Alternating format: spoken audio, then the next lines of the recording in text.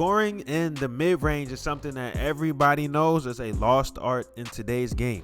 A lot of people feel like in today you're supposed to shoot threes or shoot a layup, when in reality, the best players in the world, they all are very effective in the mid-range. One problem that a lot of people have is trying to figure out what shots to take and when to take them. So in this video, we're going to look at the most basic mid-range shot, the pull-up jumper, but we're going to focus on the best time to take those shots, when you're supposed to take those shots, what is the read that you're making when your defender is guarding you. So the main thing that we're going to be looking at today when we're talking about these pull-up jumpers is shooting the ball once the defense breaks contact or they're trying to cut you off. There are a lot of times when you're playing against somebody, you may get a step on somebody, but they're able to stay with you. And in hindsight, you're like, dang, I feel like I might have been able to pull up, but you're not 100% sure.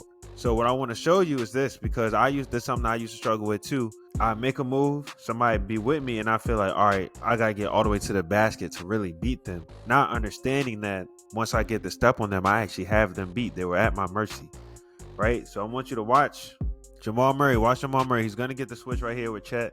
And now he's going to have Hartenstein guarding him. Look at Shea. Look how hard he's digging in there, kind of just leaving the shooter, right? Or non-shooter. Now watch Jamal Murray. He's going to hit him with this hezzy. He's going to get him to jump, right? Now this is where he has the step on the defense. Right here, right? I want you to pay attention. He's low. And he's going to try to get to this spot on the court right here, right? Now the defense does not know this. The person guarding you 9 times out of 10, they think you're going to be trying to drive and get downhill, okay? Because technically he could go around this way if he really wanted to. But he has him beat. And right now, as you can see, there is no contact. This is the time when you have to be ready to pull up. So once he gets to this spot, Hartenstein thinks he's still trying to drive, right? So you see how his momentum takes him this way. And Jamal Murray's able to just pull up. It's because when there's no contact, the most defenders, what are you taught?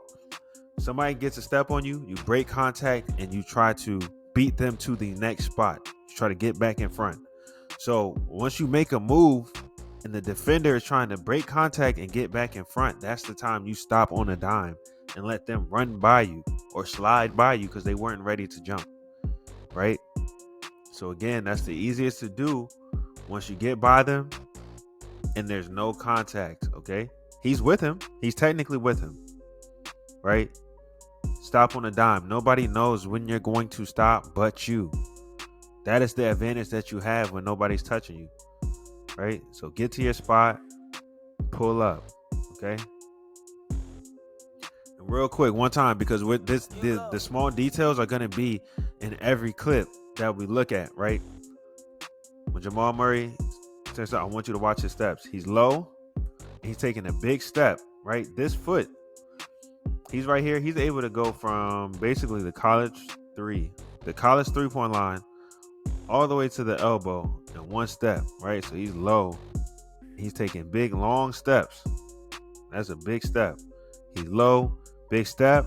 And then watch this. Watch where the ball is the second this foot touches the ground, right?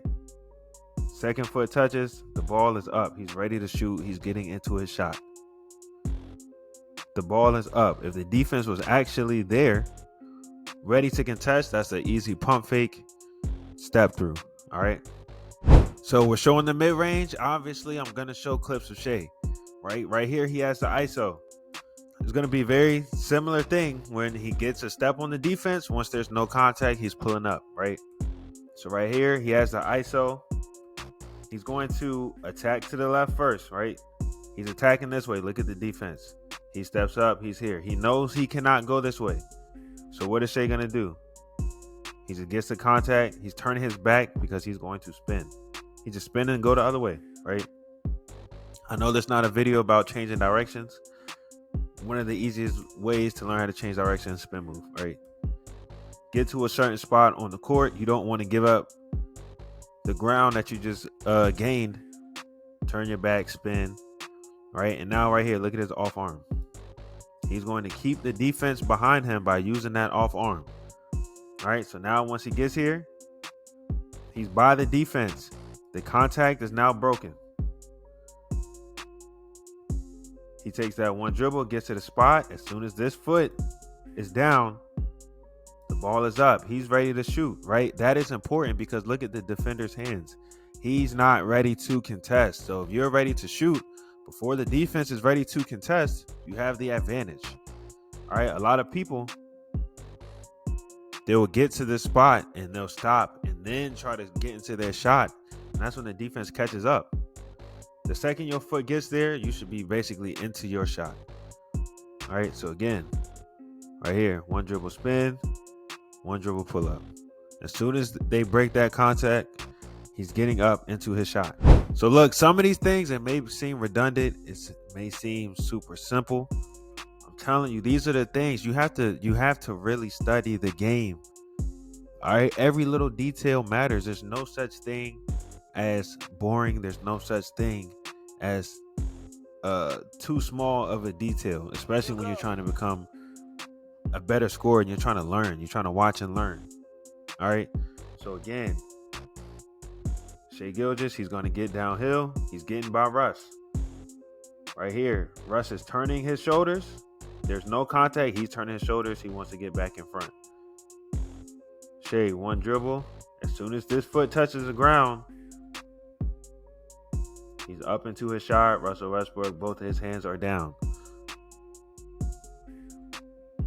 He's all the way up, elevated. Russell Westbrook, he has to give up. Like, dang, he can't even contest. There's nothing that can be done. If Shai misses this shot, it's on Shai. Right? Wide open shot because, again, you're getting downhill. There's no contact, meaning the defense is just running. They don't know you about to shoot.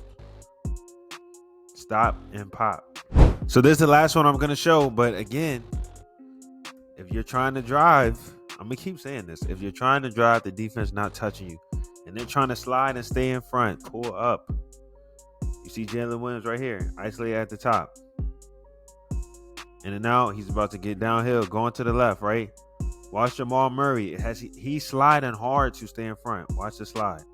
He's sliding hard to stay in front. He's literally still sliding. Jalen Williams is up into his shot. And like I said, everything applies. This foot touches the ground. Where's the ball? Up. Where's the defender's hands? Down. It's very simple. There's a science to it. You have to go out and practice this. You have to go out and apply it. But this is the truth. I'm showing you. I could show you hours of video on this, showing you that this is the truth. All right. So you have to train yourself now to be able to make this read in the game and get a good shot off. All right. But this is why you need to be able to pull up, because you're always going to be able to get by somebody. And these are low key free points, free shots. If you can understand and really get that timing and understanding what the defense is thinking, right? You got to be able to play against the defense. If you make a move, they want to get back in front. That's what they're thinking when they're not touching you. All right. Get low, pull up. Once that second foot hits the ground, the ball should be up. You should be getting into your shot. If they're able to contest from there, that's when you bring in the counters. I know I said the last one was the last one, but I just want to real quick show you what I meant when I say once you get to your spot, or if the defense is able to stay with you, have a counter, right? So this is Chet right here. Same situation, right? He's going to attack. He's getting to the spot. There's no contact. He wants to pull up. Jokic is low-key able to stay with him, right? Now he swipes at the ball and he misses, because if you're paying attention, he misses because Chet brings the ball around, right? Now Chet sees that he was with him. Chet sees that Jokic was with him. If we're being honest, if Chet had the ball up, ready to shoot, he could have got a shot off, right? So watch here. 1, 2. Once that ball is down, if he had the ball up into a shot, he could have got a fadeaway off, right? But Jokic swipes. He's able to get back in front. So because of the footwork, what does Chet do? Move the ball over, step through, full extension layup, All right, that's what I mean by have the counters ready. So if you do go for the pull up and the defense is there, footwork. Use your footwork, pump fake, create space, get a shot off. If you like that video, you found it helpful, again, make sure you like, comment, and subscribe, as well as let me know what you need help with. All right. Until next time, this is Hugo Black. Thanks for checking out the Watch and Learn Hoops Academy.